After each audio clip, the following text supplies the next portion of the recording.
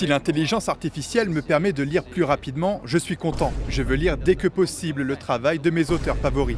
Ne soyez pas comme ce mec-là. Le manga, c'est un art, c'est beaucoup de temps dans la composition, dans les dessins, dans les dialogues. Ça prend du temps à faire un manga. Et même si l'intelligence artificielle peut augmenter la cadence, soulager peut-être certains dessinateurs, tout ça, c'est pas de l'art. Puis même au niveau des traductions, regardez. La traduction anglaise va ensuite apparaître et être placée directement dans les cases correspondantes.